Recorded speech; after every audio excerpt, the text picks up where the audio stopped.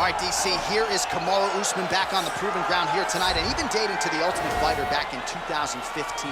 You got the sense pretty early on that we were looking at somebody special. He was able to cap it with the UFC championship. He's back on the horse here tonight. He has this undying belief in himself. He believes that through hard work, all the results will show, and they have for Kamaru Usman. From the pace and pressure that he put on Dos Anjos to the pace and pressure he put on Woodley, he shows now, and in those fights, why he's one of the best fighters in the welterweight division. And he's really coming into his own when it comes to his striking. Certainly he's had a lot of standard influences in his ear. Henry Hooft, of course, Greg Jones on the wrestling side. Kamaru Usman, as he put it way back in the day, is a real problem. He is the reigning, defending, undisputed UFC welterweight champion in a division full of killers. He has remained the hunted at 170 pounds. Now, unquestionably staring at his toughest challenger to date. Can he go back home as the champion? If he can, another chapter to one of the greatest welterweight legacies the Octagon has ever seen.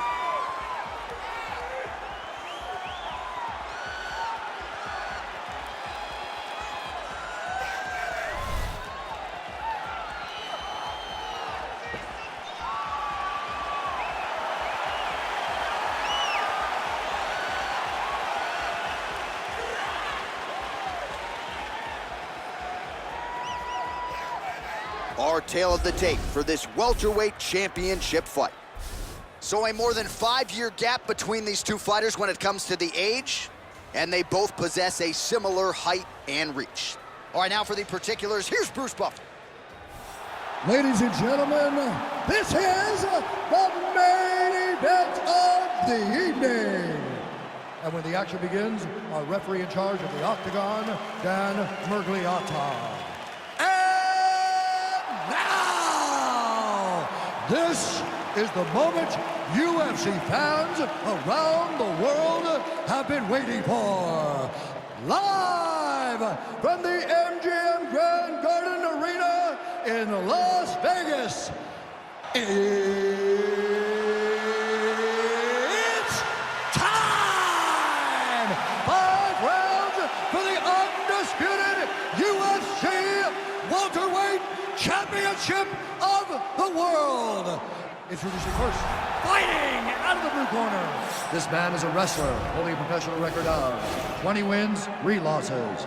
He stands 6 feet tall, weighing in at 170 pounds. Fighting out of Boca Raton, Florida, presenting the challenger, Kamaru, the Nigerian Nightmare, Usman.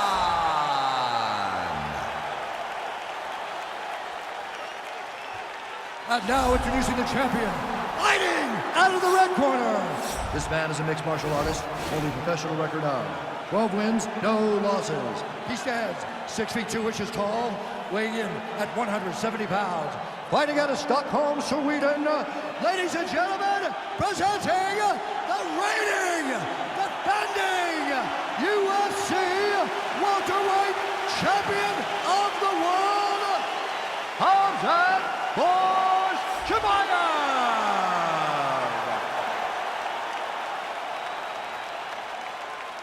All right, this is for the UFC Championship. I want you to obey my commands at all times, protect yourself at all times. I want a nice, clean, safe fight. Touch gloves, go back to your corners, come out fighting. They touch him up, and we are underway. You ready? Are you ready? All right, so here we go. Round 1 is underway, and when we sat down with him on Thursday, we understood the grappling challenge he was up against. He's not afraid to engage on the ground. It's a danger that is not worth risking. It is something that you don't want to play with. This grappler is that good. When this fight gets to the ground, he might have got another choke. Oh!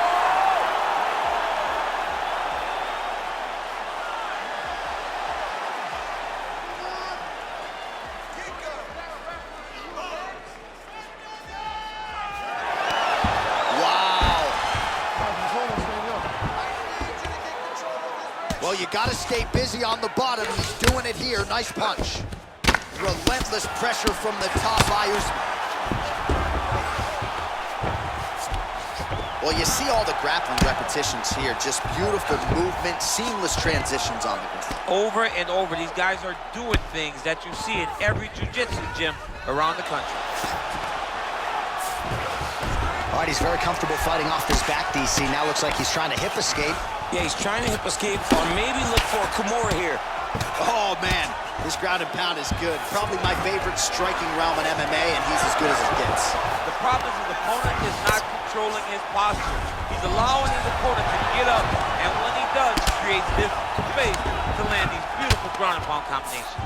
All right, well, both fighters pretty comfortable on the ground, DC, but you got to be very careful hanging out here for too long if you're his opponent. Oh, looks like he's transitioned to an armbar. You cannot stay in the guard of these great jiu-jitsu guys. An attacking armbar. Oh, he picks him up and slams him down. Big explosive slam to lift him and slam him out of that armbar. Go right into side control. Now let's see what he does, right? Sometimes when you do that, the choke or the submission can get tighter, but he was able to evade it there. Yes. All right, so pretty good damage here with the ground and pound. Nothing superficial about these strikes. They are intending to harm. Oh, yeah, he's landing very accurately, and he's landing to get damage on. And he landed the right hand there. Oh, outstanding combination of ground and pound punches here by Usman. Keeping busy here off of his back. Nice offense from the bottom. All right, full guard here, DC. What does he need to do to improve position? Well, he's got to start to build his posture, get some damage off, move to half guard, which in turn leads to more opportunities for advancement. If you're on the bottom, you got to anticipate those movements the moment he tries to move to the next position. You build a shield, get back to your feet, or dig an underhook to try to get a reversal or a sweep.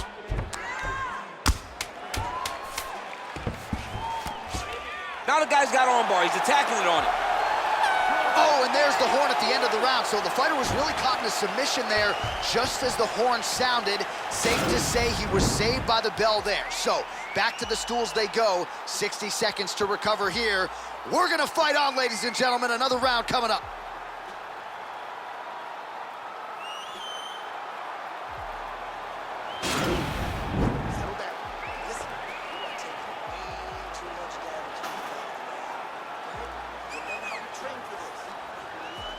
All right, so next round is underway after he came very close to submitting his opponent in that previous round. He came very, very close to getting that finish, but he wasn't able to get that little extra squeeze to get the finish. But it's okay. Shot a double leg. Oh, he slams him down with authority. All right, so inside the open guard of his opponent. You got to be careful playing around for too long here on the ground with this guy. Oh, the ground and pound is there. Outstanding ground and pound here. Somewhat of a lost art in MMA, at least in terms of making sure that every strike counts. Not an issue for him. He's making every single one of them count. He is not pity-patting. He's not touching.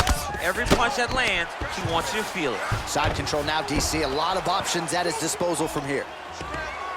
Strong bottom work here, staying busy.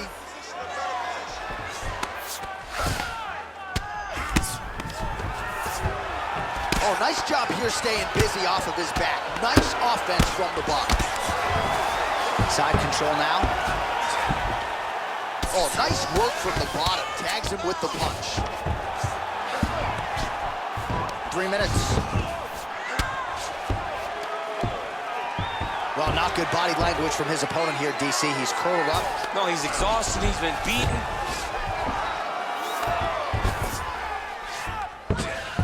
A lot of top pressure being applied here as he works out of side control.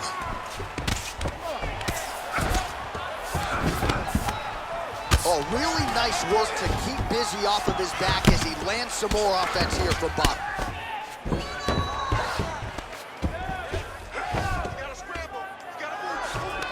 Well, he's in a compromising spot here, DC. You got to figure out a way to get back to your feet. Working out of side control here. His opponent trying to control posture, but you got to be careful here. Oh, that'll work. The ground and pound strike is good.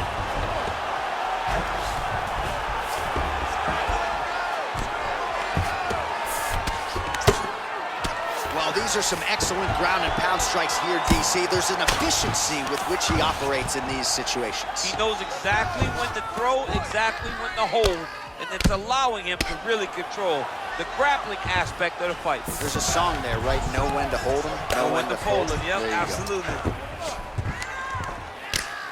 I mean, how many can he take? Oh, he's got the ground and pound going now. He's putting him in exactly the positions he needs to be in right now. He's able to relax here. And he understands, being a veteran of so many fights, that as long as he's on top, he's winning. He feels like he's winning here. He's gonna start looking to try to attack a rear naked choke, and that's exactly what he's doing. Oh, and there's the horn at the end of the round. How about this fight, folks? You see, he was nearly caught in a submission there right at the end of the round, saved by the bell. So back to the stool, mentally probably not in a great place here. We'll see if he can recover and get himself back into this fight. All right, let us look back at some of the action from that previous round. DC punches in bunches. I mean, over and over, he landed that big punch, and every time he landed it, he got the reaction that he was looking for. His opponent really did start to take notice every time he was loading that strike up. All right, here we go with our next round, and really shades of the Diaz brothers in that previous round. A lot of volume, a lot of accuracy, just a lot of efficiency.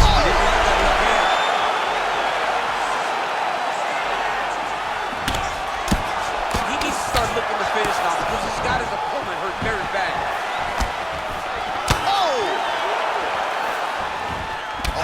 Another strike to the body, really starting to connect on a lot of shots to the midsection. That's a perfect scramble right there. Beautiful transition.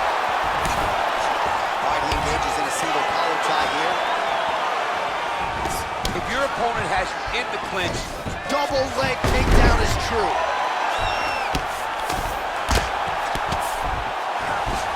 Oh, nicely done there as he escapes back to his feet. All right, he closes the distance, gets the single collar tie. Stuffs the takedown, no problem.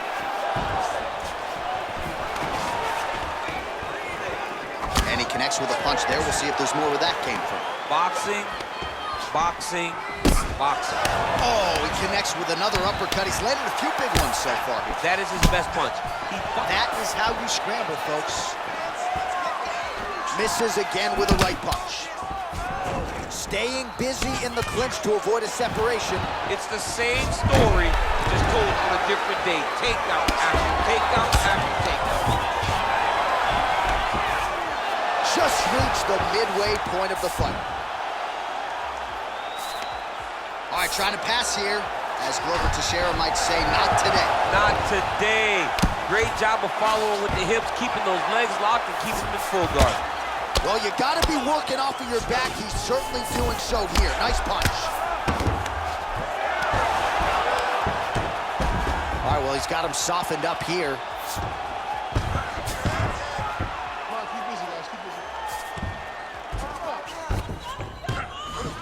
All right, good movement by him here on the ground. He really is a master of these transitions. He is a master of movement on the ground. You never know where he's gonna be. Working hard to get back up again, and he's there. Well, he has landed some good... Take down, cut him. Take down, cut him. Over and over, he's securing these takedowns. Jumps on a headlock. We call this in wrestling just a headlock. And if you're not careful, you can get stuck in an arm triangle. Watch triangle, watch triangle. He needs to push the arm to the side. Get his head against the mat. Now watch, as he goes to the finish, watch his chest go to the mat. Oh, he might have got him with a choke.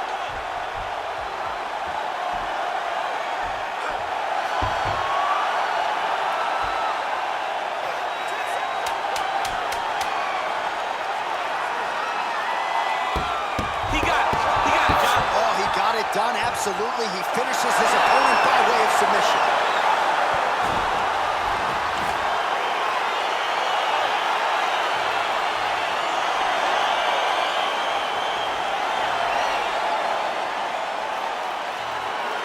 So a wild round and a wild sequence there on the ground. DC, talk us through the highlight. He's such a phenomenal grappler. I don't understand how people don't know that this guy wants to submit you.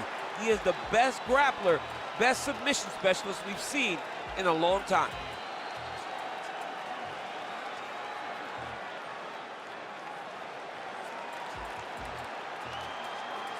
And ladies and gentlemen, there he is, a man that needs no introduction, the undisputed UFC welterweight champion of the world, and your winner tonight by way of spectacular submission.